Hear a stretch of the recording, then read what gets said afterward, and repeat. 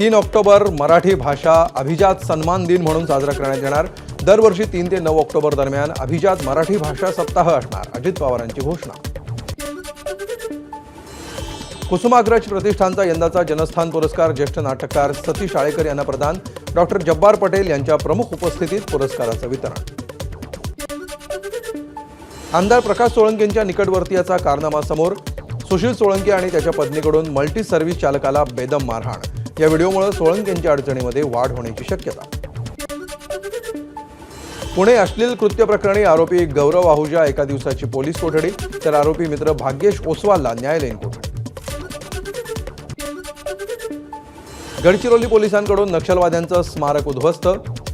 भिडतपल्ली ते कवंडे रस्त्यावरील नक्षलवाद्यांची अनेक स्मारकं पोलिसांनी केली उद्ध्वस्त। छत्रपती संभाजीनगरच्या वाळूज भागामध्ये कार मेडिकलमध्ये घुसली। हँडब्रेक न लावल्यामुळे घडला प्रकार। घटनेमध्ये सुदैवानं कुठलीही जीवितहानी नाही।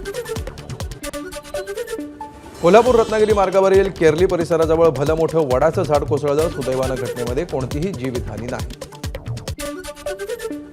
भिवंडीत कपिल पाटील यांच्या उपस्थितीमध्ये बैलगाडा शर्यतीचं आयोजन। यावेळी कपिल पाटलांनी केली लकी ड्रॉ मधील विजेत्यांच्या नावाची घोषणा। रमजान दरम्यान गुलमर्गमधील फॅशन शोमुळे वाद। फॅशन शोमधून अश्लीलता पसरवल्याचा आरोप। हुर्रियत नेते मिरवाईज उमर फारूक यांनी दिले कारवाईचं आश्वासन। गुलमर्गमध्ये फॅशन शो, काश्मीरच्या विधानसभेमध्ये पडसाद।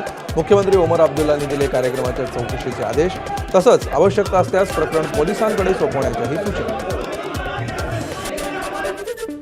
एअर इंडियाच्या विमानाला पुन्हा बॉम्ब न उडवून देण्याची धमकी। अर्ध्यातून परतले मुंबईहून न्यूयॉर्कला जाणारं विमान। सुरक्षा एजन्सींकडून घटनेचा तपास सुरू। एबीपी माझा, उघडा डोळे बघा नीट।